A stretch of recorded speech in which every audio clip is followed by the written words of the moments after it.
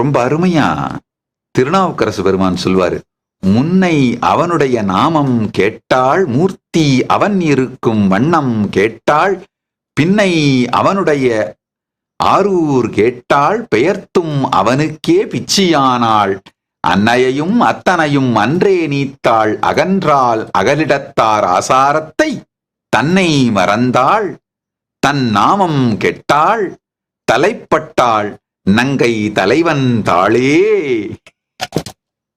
அதாவது எனக்கு பரம்பொருள் எப்படி அனுபூதியானார்னா, பரமசிவ பரம்பொருளாக அனுபூதி அளித்தார். அதனால அவருடைய அலங்காரங்களைத்தான் நான் தாங்குறேம்மா.